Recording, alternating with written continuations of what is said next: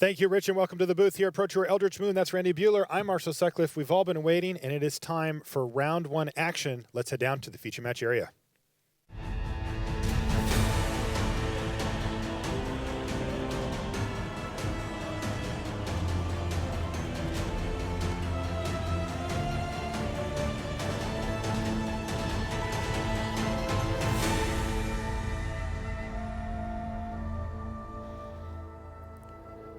Hello and welcome to coverage of Pro Tour Eldritch Moon. I'm Marshall Sutcliffe in the booth with Randy Buehler. We're ready for round one action where we have, well, this worked out quite nicely. We've actually got our two featured drafters. So for those of you that have been joining us on the live stream, we got to watch Braun-Duin of the United States draft his deck. He's going to be playing a blue-black zombies deck. And his first two picks were red and white, and he moved over, and we're going to see how that works out for him. He, of course, is going to be playing in the World Championship as our our GP master. Let's take a look at his opponent here, Kentaro Yamamoto of Japan. We got to see him draft as well, and we're going to get an idea for how his deck came together. And we are underway here in round one. Looks like blue-red for Kentaro was what he drafted. There's a couple of different archetypes in blue-red that you can play. You can play a blue-red spells deck. You can also just play a blue-red good stuff. It ends up being like a tempo-style deck. Lots of prowess creatures. Ingenious Ska being the headliner. In the meantime, we see Braun-Duin starting to do what he's going to do. A lot of self-mill on his side. He's got a Wailing Ghoul. 2 lands, not exactly what he had in mind, though. No, he would like to get some zombies in the graveyard. A Brazen Wolves for Kentaro Yamamoto represents a real threat and one that can attack quite cleanly into the Wailing Ghoul there as well as it becomes a 4/3. Yeah, that's one of the better red commons. Attacking is a 4/3 and only costing 3 mana. This is a sweet attack for BBD. Look at this. And it looks like Kentaro says, yeah, I'm just going to block. That was a free attack for Braun-Duin. He knew he wasn't going to block the Brazen Wolves, and there was no downside to attacking as his creature would survive combat anyway, so he smartly decided to try to chip in there for a point of damage. In the meantime, the Foul Bloods is going to jump in front of that Brazen Wolves. And Stencia Innkeeper. What an annoying card, Randy. It taps down one of your opponent's lands and keeps it that way. And we see BBD misses land drop again here. Annoying is a great word for it. Oh, I would not stay at that particular hotel, I'll tell you that. The perils of the road, you say. Things have gone well for Kentaro thus far, sequencing his plays nicely. It looks like an Ember Eye Wolf is going to join the team here. And he's not going to block anything, Braun-Duin. Kentaro's not going to spend any more mana, and there's an Ingenious Ska. Quite the curve. This is a nice sequence for him. He went 3-4, and then on the next turn played a 2 and a 3. Also, not only did Brian miss a land drop and lose access to a land from the Innkeeper, he hasn't played an island yet. Like, he's playing a monocolored game so far, and his hand has a couple of blue cards in it.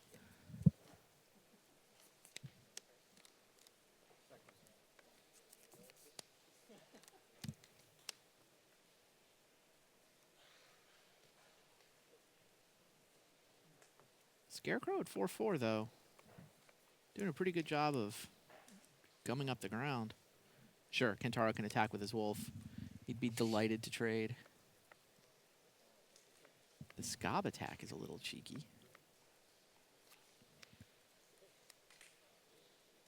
This is a situation where, yeah, Brian is going to take a more conservative block here, and he's going to block the Ember Eye Wolf, which is going to get pumped a couple of times.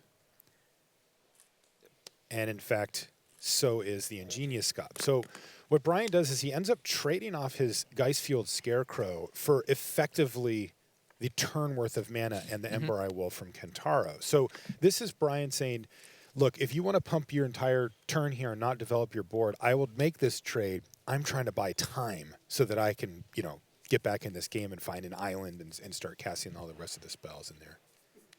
Brian also gets an artifact into his graveyard that way. Yeah, that could be...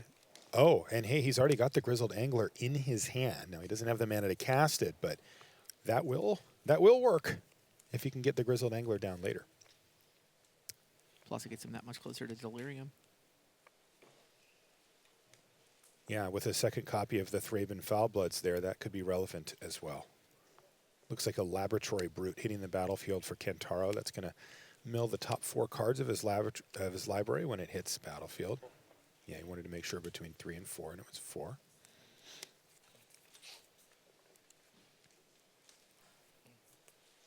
I feel like Brian's done a pretty good job of slogging through his color screw. Agreed.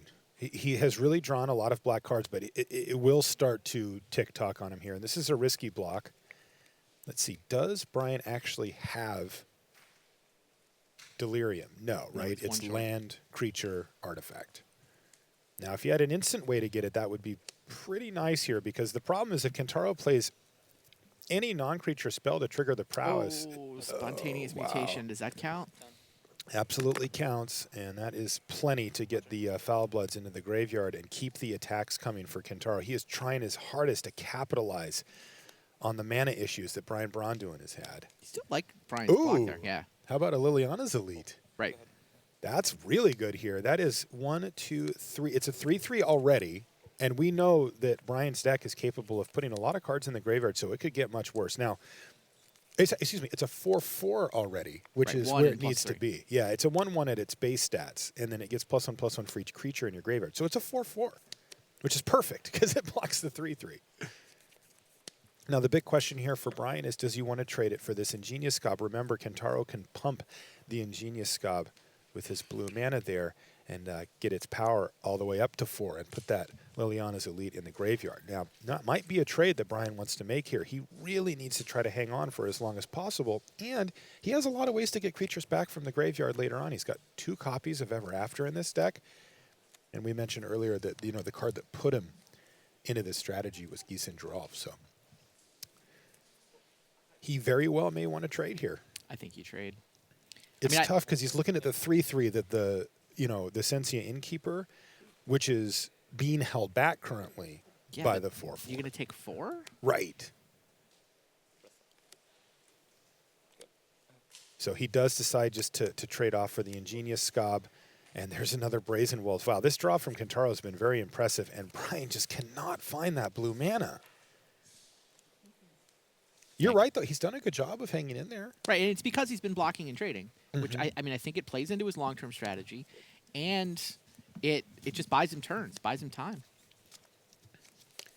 This is a really nice play here for Brian. If you're going to get stuck on 4 lands and only half of your colors, if you're going to play cards like Haunted Dead, that's exactly where you want to be. Haunted Dead is a 2/2 zombie, and it brings in a 1/1 spirit. And the really cool part is that you can pay 1 and a black and discard it. And discard 2 cards to bring it back from the graveyard to the battlefield. That nets you another 1/1 flyer. And when you have cards in your hand that you can't cast anyway, that's a great place to put your mana. Like it could buy him enough time to actually get out of this game.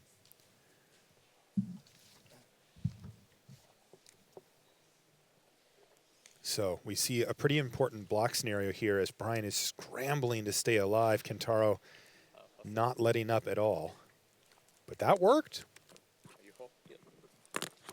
And BBD took 6 in that exchange thanks to the 2 3/3s. And he needs to find an island, and he did.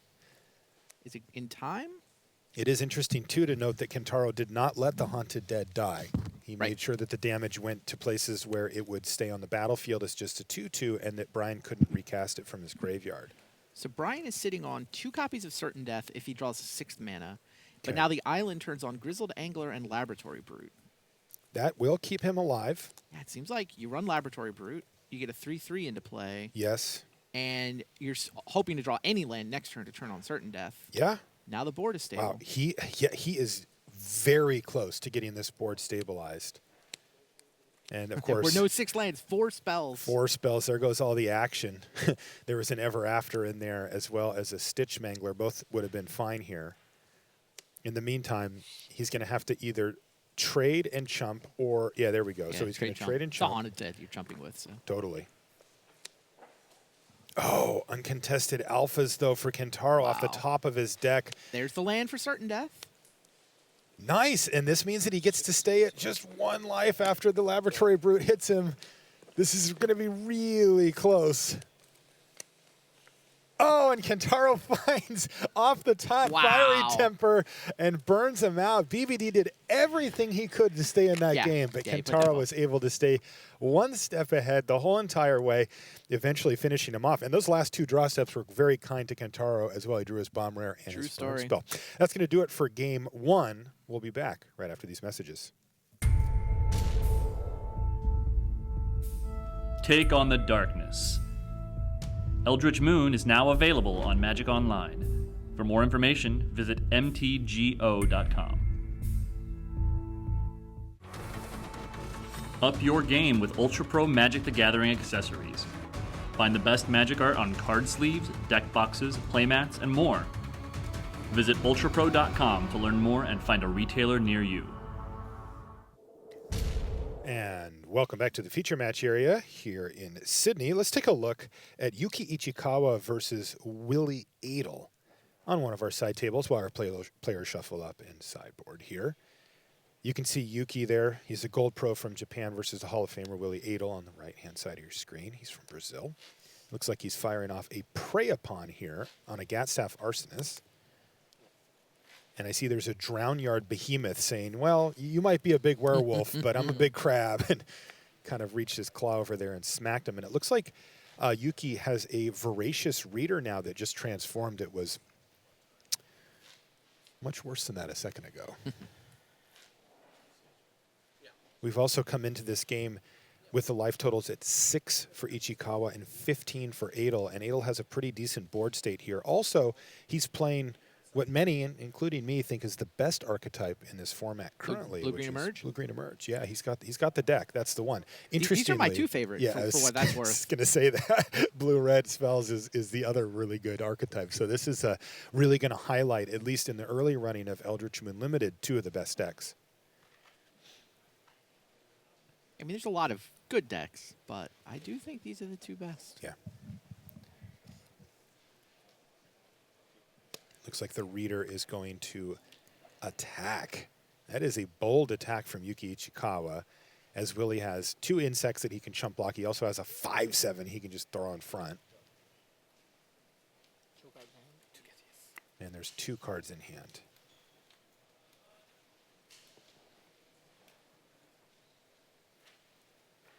Now, the Voracious Reader does have prowess, so there's some cards that Willie's going to be considering in the way of pump spells and ways, how could I possibly lose this How game? about Lightning Axe? Does that count? Kind of.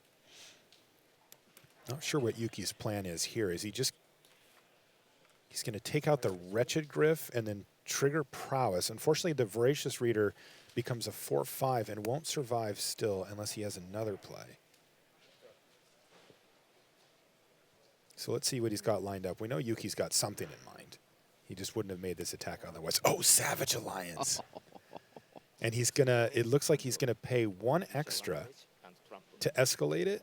He's going to give his creatures trample, and he's going to do 2 damage to the Drownyard Behemoth here. That's not the mode you usually see. Usually it's all 3 or do 1 to all your creatures, which actually maybe he does that. Let's see. So 3, 4, 5.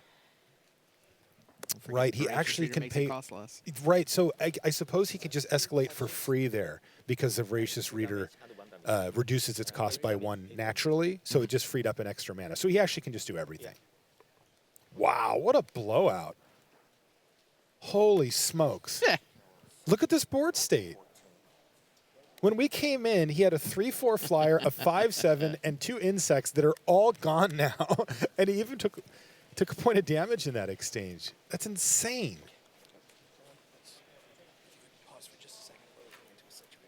Well, I honestly wonder if Willie regrets that block now. Like, it was an insane sequence that he needed, a full-on removal spell plus Savage Alliance, so it was very unlikely. But look what happened. So just checking what have been played. I mean, the rest of it was going to happen anyway. On your turn. Play this on this.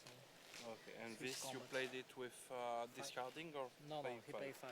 So this creature was already on this phase? Yes. Okay, so this costed 5 mana? Yes. And this costed 2 Yeah. mana? He played like the 3 squares 4.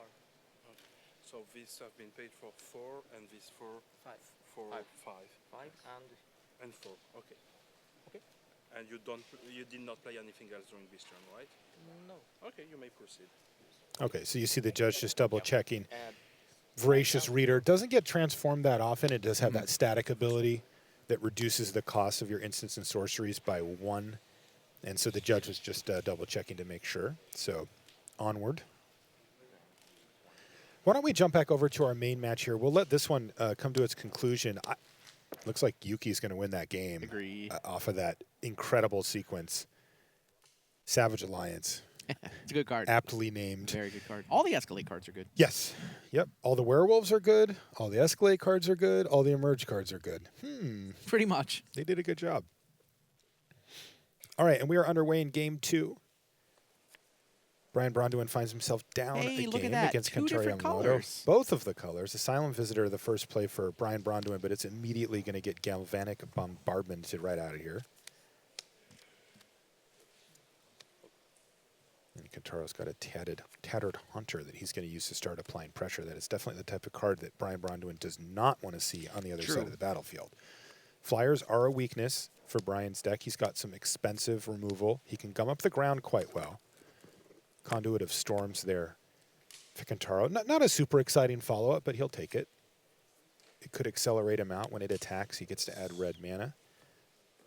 And looks like that's not going to happen here as Drag Under is going to send it back to his hand and draw Braun-Duin a card. He gets to attack for 2 damage here with his Liliana's Elite.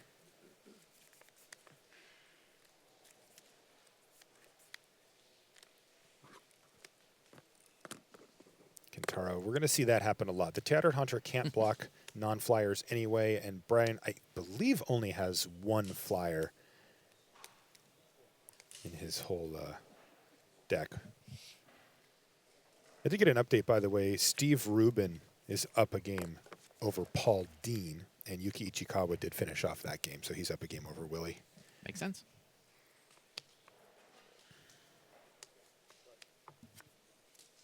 And we see Drag Under number 2 hitting the Laboratory Brute there. Have you seen the stat for Brian's Grand Prix win percentage? No. It's at 69.3% of his Grand Prix matches he wins. Wow. Grand Prix master indeed. That's actually the 2nd highest rate in the entire field at this Pro Tour. For Grand Prix? Yeah, Grand Prix win percentage. Wow, that's insane. Yeah, now his Pro Tour win percentage is only 52%. And he has definitely had more success at the Grand Prix level so far in his career. But and you often see that as people are sort of leveling themselves up as players. They have their successes first at the GP level and then transition to the Pro Tour. Yeah, he's working his way up.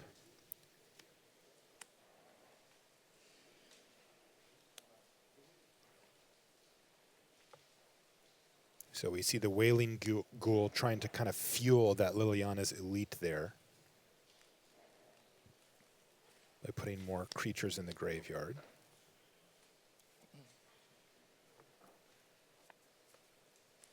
There's an Ingenious Scob for Kentaro. He, interestingly here, has chosen not to replay his Laboratory Brute that got dragged under last turn. So this is going to go on the bottom. This taps this. And it looks like while we were looking at the players there, there was an Ever After played. Wow. And he's going to do that pre-combat, trying to hit a bunch with the Laboratory Brute for his Liliana's Elite. Unfortunately for him, Kentaro has a really nice answer with Spontaneous Mutation. The card is so good. Yeah, it's just 1 going to mana. completely nullify that threat. Instant speed, deal with a creature. You know, we jokingly called it the blue Swords to Plowshares. It's not a It joke. kind of performs that way in some matchups. And they don't even gain life. Yeah, great card. And there's that Laboratory Brute from last time. Really fueling that Spontaneous Mutation. Almost doesn't matter how many cards Brian can get in his graveyard now. Or how many creatures, I should say. Liliana's Elite will be on blocking duty for quite a while. In the meantime, you can see Brian, you know, he stuck to the game plan. Every creature on the battlefield is a zombie here. Like, he is absolutely committed to the plan. Now, the actual zombie synergies are not huge, right? No, they're not. Gisa and Garoff. Yeah, that's his big one. He didn't pick up, you know, an advanced Stitchwing even. Right. His best zombie-specific synergy is Haunted Dead, which is good. But, you know, it's not a game-breaking Right. scenario. He's more of, you know, a self-mill deck. Right. Right.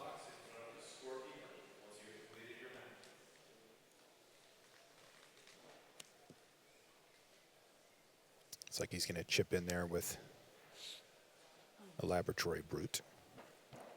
Also gets interesting if these games end up stalling out. You know, like Kentaro's played 2 Laboratory Brute, and Brian Braun-Duin's played 1. He's also played a Wailing Ghoul. He brought 1 back.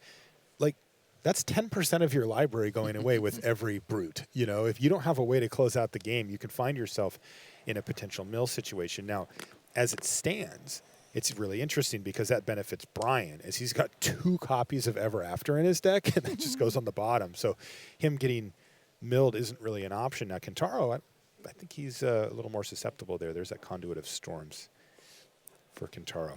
Seems like Kentaro's flyers, though. That's the real issue here, is that Brian is going to have to deal with these flyers, and he's in a really awkward position where he's on exactly 6 mana. He has a 6 mana removal spell in hand, but the Mausoleum Wanderer is sitting there like, hi, hello.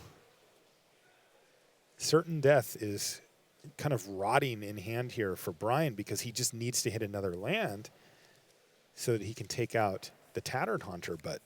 He has, however, just had a very nice draw step. Oh, hello. Yes. The reason he's blue-black, got passed to him 3rd, said, I'm in. Read the table. Table said, here, let me smack you upside the head with this mythic rare. And this has been the story of the draft so far because, you know, the consensus is that the blue-black zombies deck isn't one of the top-tier archetypes, but when you have that card, it does raise it to that level of very good. Yeah, this is tough because Brian can go... He really wants to resolve his Certain Death because not only does it represent killing the Tattered Haunter, it also gains him 2 life, which is going to give him a buffer against the Mausoleum Wanderer since it will presumably stay on the battlefield for a while.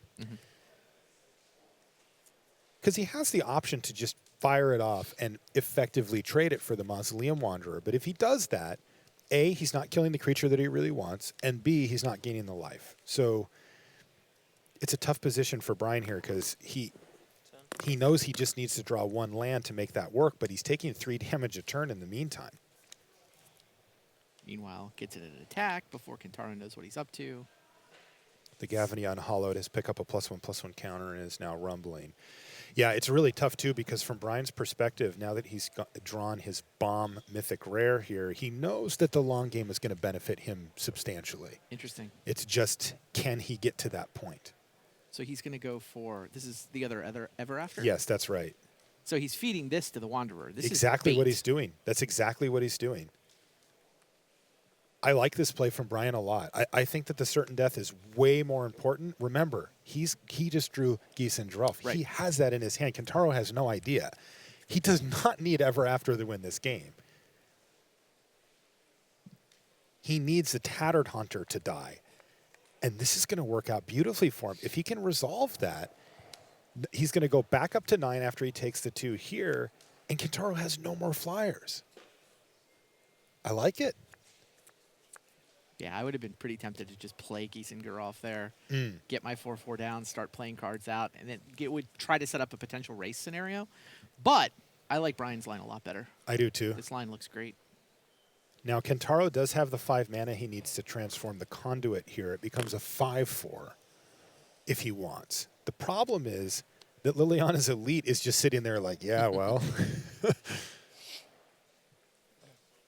I mean, I can't see quite how many creatures are in Brian's graveyard, but, you know, it's 5, 6, 7, something like that. So it's got plenty of toughness to spare.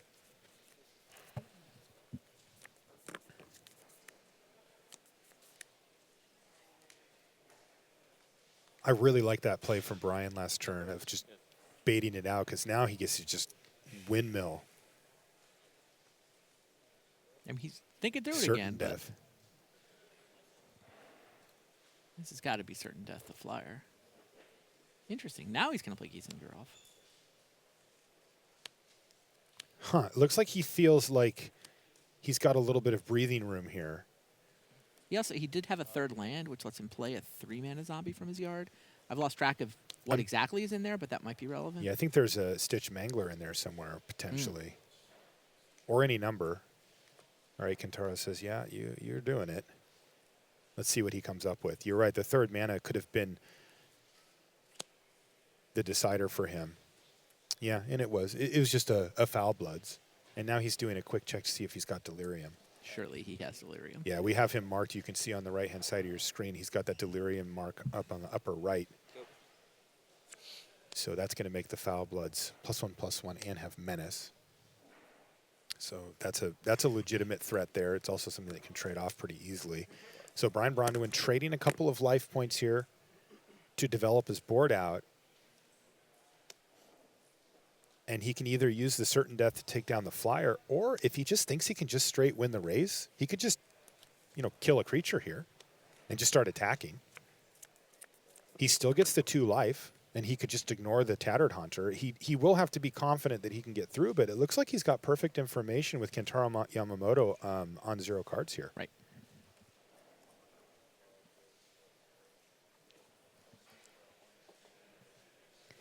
Quick update from our back table. Steve Rubin and Paul Dean are now tied at 1 game apiece. They're going to game 3. I got to say, this is looking good for Brian Braun-Duin. I know the life totals don't favor him currently, but I do think that with the certain death in his hand, he should be able to leverage that into a situation where he can either win the race outright, or he can just kill the flyer and stabilize the board and then take over with his board state. Yeah, he's going to go for the race plan. Yeah. 7 to 8. You can make a lethal attack here and force Kentaro to do something. Again, we have to keep in mind that Conduit of Storms can become a 5/4, and so Brian's going to have to be careful with that.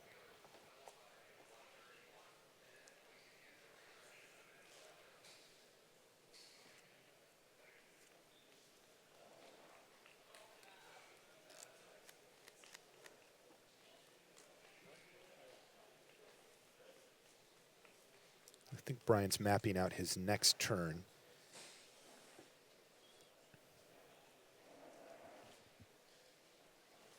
With Kentaro on 0 cards, it's in Brian's best interest to not take too much risk on here. He really has stabilized this board, and at 7 life, it's going to be difficult for Kentaro to kill him next turn unless he opens the door for that to happen.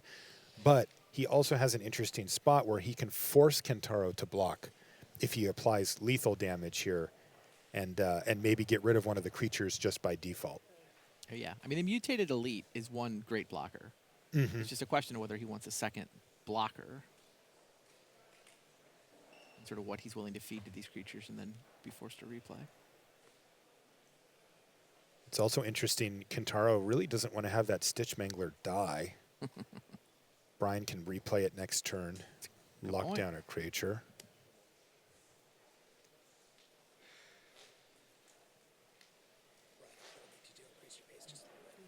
And it looks like a near all-out swing here from Brian. He's left back his 2 best blockers, Gavinion Hollowed and that Liliana's Elite. It's also nice when you're attacking into a potentially large blocker, having the Unhallowed as a creature you know is going to survive this combat. You're not risking it. It's just going to start picking up more +1/+1 counters. Yeah, this looks good from Brian's perspective here to try to force a game 3. Speaking of game 3s, we've got Oliver 2 and Martin Dang heading to game 3 on one of our side tables as well, so keeping you up to date there. In the meantime, Ingenious Scob looks like it is going to trade for Giesengerhoff. You take 6. You have 2 counters on this. Meanwhile, the Conduit of Storms is going to transform and then just gobble up the Wailing Ghoul. And that's going to put Kentaro all the way down to 2. Now, he can get in for 2 in the air here and would need to 5 damage otherwise. What card can he draw? I mean, there's a few cards, X spells work. Or do they? Sure. And that's not going to do it. All right, so Brian Braun-Duin finds a victory here in game 2. And this is great. We get to see these two decks go against each other for a third game.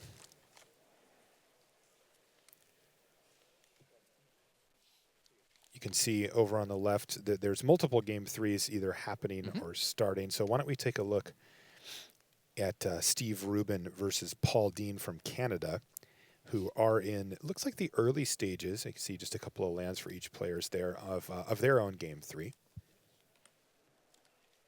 Steve, our Pro Tour Shadows over Innistrad champion, still alive in the Player of the Year race.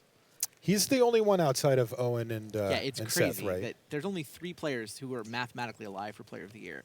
Now, it's not unusual for, you say, these guys have to make top 8 at the last Pro Tour to win Player of the Year. But it is unusual for that number of players to be 2. Yeah.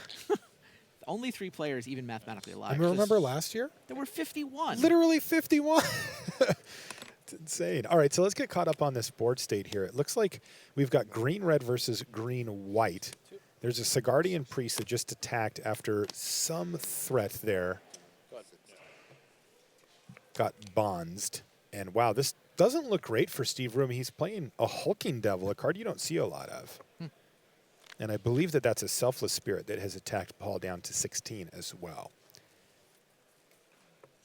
Now, the Hulking Devil probably going to draw the respect of the Sigardian Priest there. That can tap down non-human creatures. Are you saying that Paul has cobbled together an answer? Indeed.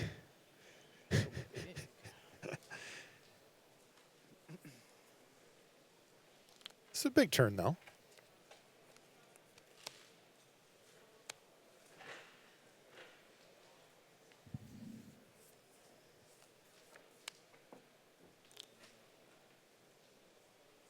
There is a land for Paul Dean here as he goes into the tank. Sure. Your turn. Looks like an Ironclad Slayer there for Paul. The sad version. Doesn't get anything back in this particular scenario, so he's just going to play it as a 3-2. But that's not bad. Combat. Paul can even take some risk and tap down Flyer if he wants. Looks like he's not going to. That would be assuming he's willing to make the trade. The problem, of course, with that is that if your opponent has instant speed removal, you can take a nice hit of damage there, and that can go awry. Now, he does guarantee to take 2 here, though, with the line that he took. Halpak Wolf is a follow-up for Rubin, who passes the turn back. And he's got kind of a scrappy crew here. A Spirit, a Wolf, and a Devil versus a couple of humans. Just kind of what red-white does. Honestly, Randy, I don't know what red-white does. I have not drafted it. I have not played against it. I think it's an archetype that you would prefer not to play, at least currently. Maybe there's a build they haven't found yet, but this is what you have to do, I guess. Just piece it together. Play this. Okay. True Faith Sensor there for Paul Dean. Okay, well, we're going to let this game come to its natural conclusion on its own because we've got action on our main table all set to go between Brian Braun-Duin and Kentaro Yamamoto, and I got to see how these two decks finish. I mean, we've got the two, maybe the 2 best. I think the 2 best color pairs going at it here with blue red. Or excuse me, No blue-green deck yeah, here. blue green is actually my favorite There color you pair. Yeah, I don't want to get too excited about the blue black deck here. All right, Kentaro gets to be on the play this time, and that's going to be really important. He leads off with a Tattered Haunter, and being the tempo deck, being the deck that can really keep you ahead is a big deal. Wow. Speaking of big deals, there's Brian Braun-Duin. Looks like he sideboarded into an Olivia's Dragoon. I don't know if that made the main deck for him. He declines to trade here. I thought he was going to trade, to be honest. I thought he would just pitch a card and just be like, sure, block it. I mean, that Tattered Haunter can be responsible for 8-10 damage this game. And it looks like BBD wants to take the aggressive route here. The Dragoon was in the main deck. It was main? Okay, Yep. we just hadn't seen it yet. So instead, he's going to play Stitch Mangler to lock down the Ingenious Scob for a turn. and he's going to attack. So his game plan is not trade with your taunter. He's looking to beat down. Can potentially race with this board so far. Feels like this benefits Kentaro generally. Sure. But it is very hand dependent. So, you know, Brian might have one of those hands that just plays well into this where he can kind of curve out with good creatures. And yeah, we see once again, though, Kentaro with the Brazen Wolves. That's the kind of punching power that Brian generally doesn't have in his Brian's strike draw is list pretty here. good, though. Whoa, hello. Well, now we can see why. He gets to play Giesing Geralf here and then follow it up with a Drag Under and probably a Wailing Ghoul next turn. And then the next turn, Certain Death something. You can see how he could line up a sequence of plays here that actually ends up making him the tempo deck.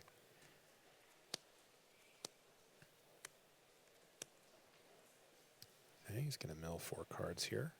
Your turn. And now we're going to see him slow down a little. No good attacks there. He could have pitched a card to the Dragoons, but that's a little aggressive, so he's just going to pass. Kintaro's like, what is this? Oh, what all does this do again? It's a lot of rules text on that card. Why didn't I have my Convolute mana?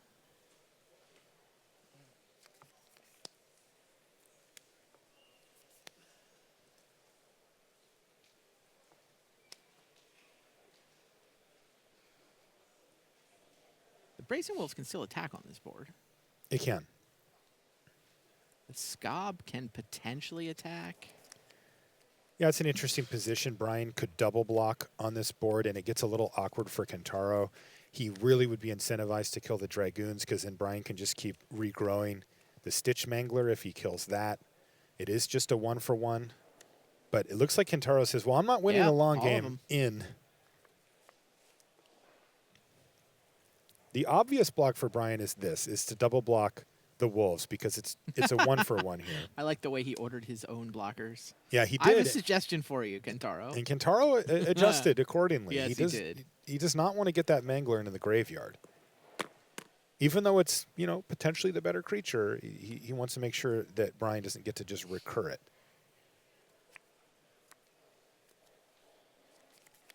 And Brian being careful with his bomber there not to throw it in front of the ingenious Scob. So Kentaro got in for an additional point of damage, but has very conspicuously left up an additional blue. He could have tapped that blue and gotten in for another point of damage. Good point. And now Brian is going to have to look and say, why wouldn't you do that? And I know why. It's right there on your screen, Convolute. Also, his draw step that turn was a deny existence. Yeah, and he's also got Fortune's Favor, which he can't, actually he can cast. So he can do any of those here, depending on what Brian does. So if Brian's wondering, is there something I should worry about here? Yes. Yes, there is. Drag Under cannot be denied. No, it can be Can be convoluted. convoluted. And you got to figure that Kentaro, with 2 counterspells in hand, just wants to fire it off. Agreed. Yeah, he's going to do the math now to try to figure it out because he doesn't want to waste it. I think he would have much preferred for Brian just to play some creature that he gets to deny existence, but yeah, he's going to convolute it. Interesting dynamic here as well, as Brian is probably going to assume, okay, I got the counterspell out of his hand. Right. But there's the deny existence waiting behind Yeah, it. and deny existence is You not don't very see good. that one coming. Yeah, it's not a card that you Main you deck, play though, for around. Kentaro. He took it relatively early in the draft, too. Watching his draft, it was... Could be a pet card of his. Could be. Yeah, it was not the card Brian and Ian were expecting him to draft out of that pack. Oh, now he's got an interesting choice on his hands there. He just drew Gatstaff Arsonist, which is a great threat to play for the 5 mana that Kentaro has available. Or he can pass back and leave up 2 good options, one of them being deny existence if Brian plays a creature, and he can go for Fortune's Favor to get him some cards if he doesn't. This is an interesting decision point. This has been a really cool match to watch. Yeah, he's just going to go for the big threat here. BBD is on mono certain death. The thing that I think that Kentaro likes about this situation here is that next turn, he's likely to just pass the turn and he can transform his werewolf and then leave up those 2 cards and still have a play to make. And that's a really tempting sequence for Kentaro. Yeah, counterspells with werewolves is pretty nice synergy. It really is. And you don't see it often. No. Got one match result in, by the way. Yuki Ichikawa has defeated Willie Adel 2-0 to take his first match.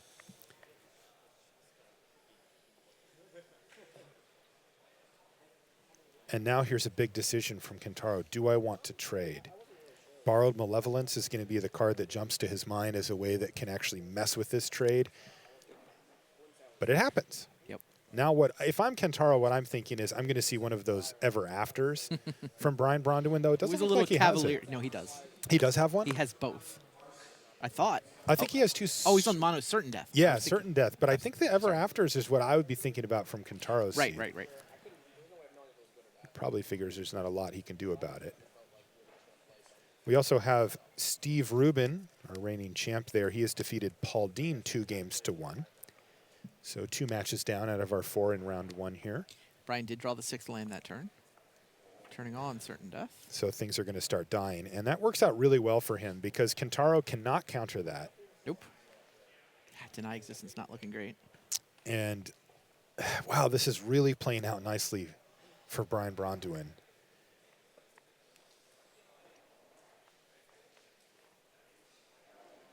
He's down to 7 life, though, so he doesn't have a lot of wiggle room, but The 2 life he's going to be gaining is relevant. absolutely relevant in a big way. And it looks like he's actually going to try to shut the door on the game again. He keeps just ignoring the Tattered Haunter and just slamming in. So it's 6 damage, and you can see that's a 1-turn clock for Kentaro, who actually has no blockers at the moment. Now, here's a cool card. So this is Fortune's Favor. Love it. So Brian gets to look at the top 4 cards of Kentaro's library. He's going to arrange them into 2 piles. One will be face up, and one will be face down. He can put any number of cards in either, and then Kentaro gets to pick one. It's usually 2 and 2, in my experience, but you don't know. If you take the pile that's face up, you know exactly what you're getting. If it's what you need, you're golden. If you need something specific, then there's mind games. Such an awesome design.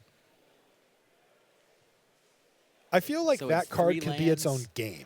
Oh, yeah, it's 3 lands and a Cryptolith Fragment. Wow. What did he do? He put a single land face down and showed 2 lands Cryptolith Fragment face up. That is spectacular. So awesome from Brian, because Kentaro has to be like, oh, That's must the good be card. something amazing. And, a card. Did he actually end step this Fortune Favor? That's really interesting as well. He did not leave up blue mana. This is you have to know all the cards in your deck when you play this type of card. He's left up red mana that he can use for Galvanic Bombardment, Right. but it won't do anything at this point. But I think a more relevant card after a Fortune's Favor would be a Spontaneous Mutation. Sure. But that, This he is might be great. thinking that's it. Look at PVD. He's almost smiling. Oh, Kentaro sell through it. That's funny. I mean, it is hard to turn down 3 cards, but It's 2 I like. lands and a Cryptolith Fragment. Yeah, I love that from BBD because those cards just don't matter here. The Cryptolith Fragment enters the battlefield tapped. It won't even do anything on the turn that he plays it. And the lands, presumably aren't that important. He would get one of those anyway.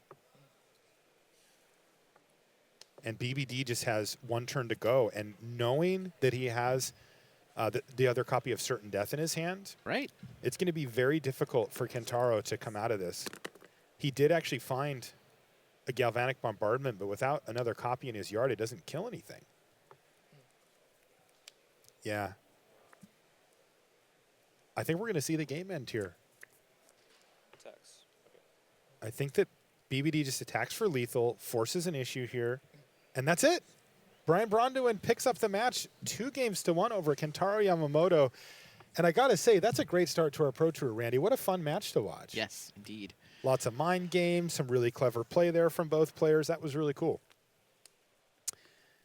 So BBD showing us how to do it with the blue-black zombies deck. And now we're going to jump over to the only table that's still running. Yeah, Blue Black Zombies looked good there. It did. It had its game plan, and it executed on it well. I mean, the games where he drew decent Duroff in particular were. This is game 3 with Oliver 2 versus Martin Dang from Denmark on the right-hand side. And it looks like we came in just in time to see Oliver pick up the match here. Wow. And, That's what he does. Yeah, he does. He plays very quickly. Young Oliver 2, very likely candidate for Rookie of the Year here. We're going to find out at the end of the Yeah, there's a weekend. handful of people that can top 8 to pass him, but he is very likely. This is his 4th Pro Tour. He he's platinum.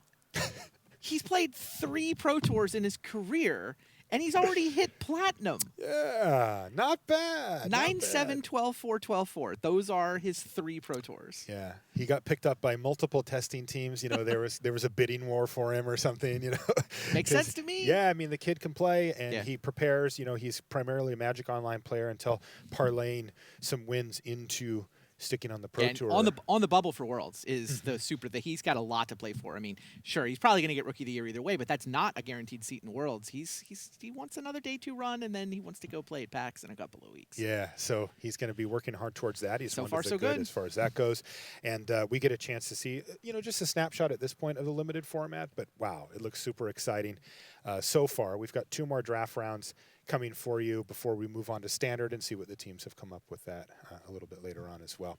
Why don't we send it over to Rich Hagan at the news desk? Oh, sorry. Actually, he's not ready yet, so we get to chat for just a couple of minutes here, Randy. Fair enough. So, initial impressions, right? We just came out of watching Blue-Black. We got a chance to see Blue-Green, Blue-Red twice down in the feature match area as well. Yep. Only a glimpse of Red-White. What stood out to you?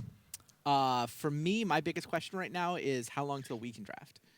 Like you and I? Yes, this format looks great to me. I've got my computer over I, here. I, I was actually talking to Luis yesterday. I thought had the best take on the format I've heard, which is, you know, Luis has a reputation for going super deep and drafting 7-mana creatures and card drawing over everything, and you know, he's really got his draft game into shape. You know, he likes to, you know, Ben Stark has said Luis has figured out how to draft now. Yeah. But this is a format where Luis can just do all the stuff that he likes to do, and it's good. Yes. Like, how sweet is that? Yeah, he's really happy. I can tell you that we recorded the podcast last night, and he's just on cloud 9. You know, because not every format's like that. Right. You know, sometimes you play the formats that are a little bit quicker, a little bit more combat centric, but this is one that's just right at his speed. And I got to say, me too. You know, I love drafting formats like this, and these often tend to be the ones that I go back to. You know, the ones that when they pop up or when somebody says, "Hey, I've got a few packs of whatever," but you're drafting Eldritch Moon because I'm in for that. Yeah, the interesting question for me is actually, like, is there an aggro deck? Like, is aggro just unplayable? I feel like Black-Red Madness Vampires should be good. You can do it. Yeah, it's a real deck. So you've got the option of it, but it's not the dominant thing that's going on. Exactly. Yeah, it looks All right, sweet. a lot more to learn here today, but for now, let's send it to Rich Hagan at the news desk. Thanks very much, Marshall. Sorry about that, doing my hair, you know how it is.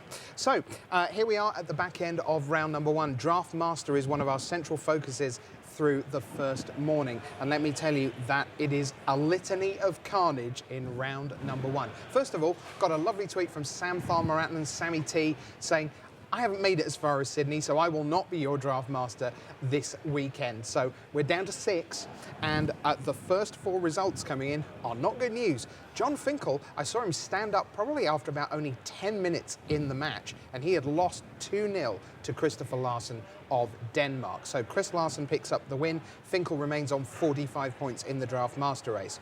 Christian Calcano was 2 points behind on 43. He remains on 43 points. He had a really tough match in round 1 against Ken Yukihiro of Japan, and Yukihiro took the W, meaning Calcano stays on 43 points. Marcio Carvalho also on 43. He's still playing. Thiago Saporito, 42, still playing. Finally a winner. Shota Yasuoka of Japan came in on 42. He wins his match over Adrian Jeffries of the United States. So Yasuoka now tied for the lead in Draft Master with John Finkel. And then Matej Big Z Zatlkai postponing his retirement one last hurrah here at Sydney, but it has not opened up well. He was up against Rodrigo Lopez of Chile, and it was Rodrigo Lopez who won that one. So Matej Zatlkai on 42, he now has a maximum ceiling of 57. There, 42, 5 more wins, 15 points, 57 is the maximum there. But a long way to go still in that competition. As I say, Marcio Carvalho and Thiago Saporito, we're still waiting for results from there. Well, out on the floor, we're down to the dying minutes of the round, and Brian David Marshall is out on the floor with Jack Lipke, our roving cameraman. BDM, who you got? Thanks, Rich. I'm here with Brian Braun-Duin, the freshly crowned Grand Prix Player of the Year. Brian, what was going through your head down those final rounds of the Grand Prix last weekend? Well, the final rounds of the Swiss, I was just thinking I need to 3-0 my draft to make top 8. That way I lock myself for the Grand Prix Master. I ended up losing the last round, so I didn't make top 8, and then I was just basically sweating Seth winning the tournament, and I'm just thinking, like, one of these guys has to beat Seth. And he didn't lose in the quarterfinals, but he did end up losing the semifinals, and it was kind of a big sweat. So has it sunk in yet? You are going to go play in the World Championship. You're going to be one of 24 players who gets to play a bonus tournament of Magic this year. Has that settled in for you yet? No, not really. Like, as soon as the Grand Prix was over, I started focusing on the Pro Tour. So I haven't really had a chance to sit down and think about it and digest it all too much. So I'm sure next week it'll settle in that, you know, I get to play in Worlds, something that I've wanted to do for a very long time. Now, you still have some serious business ahead of you for things to accomplish this season in these rounds. What are you looking to do at this Pro Tour? I need a 12-4 finish or better to hit platinum, so that's my goal. Anything short of that is less than what I want, but I know that's a really hard finish to get, so I'm just going to play my best and see what happens. Okay, so I have to ask you, we watched you draft on camera. You draft a couple of non-blue-black cards to start the draft. I think it was a red card and a white card. Yep. And then you get past a blue-black bomb, some would say. What goes through your mind, and how do you walk away from your first 2 draft picks? That's prime real estate. Well, my first pick was a Thalia, and I took the Thalia. It was the best card in the pack, but I had a feeling that I might not end up playing it because I felt like white was a really overdrafted color, and I also think it's one of the weakest colors. So I wasn't like looking to get out of white, but I knew that it was certainly a possibility. And then my second pick was not that powerful of a card. So when I saw Gissa and Geralf, I pretty much just slammed it and tried to move in. I thought it was a very big signal because that card is extremely powerful. And you're very happy with how that deck worked, built around that?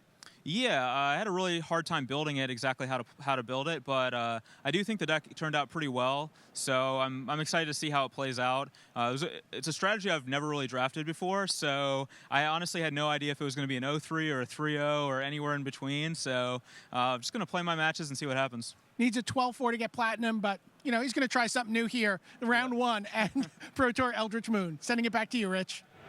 All right, thanks very much, BDM. Now, more results in Draft Master have come in. Thiago Saporito was up against Eric Severson from the west coast of the United States. Severson took the win, so Saporito remains on his overnight score, if you will, from the last Pro Tour of 42 points. But the remaining Draft Master, 5 results in, the 6th has just come in. And Jeremy Desani, former Player of the Year, the Pro Tour Theros champion from Dublin in 2013, he was the first round opponent for Portugal's Marcio Carvalho. Really tough open for Carvalho, but Carvalho got the win, and that means that Marcio Carvalho, with 5 rounds to go, leads the Draft Master race. 46 points for him, 45 for Finkel and Yasuoka, Calcano on 43, Saporito and Zatlkai on 42. 1 round done, 5 to go. And meanwhile, 1 round done, 15 rounds to go in the Pro Tour. So let's mark your card a little bit more. What are the keys to all the archetypes? Well, a lot of you have been on Magic Online, busily drafting away. We've crunched the numbers for you. I'm going to take a look at all the key archetypes and all the best cards that are going into your winning decks.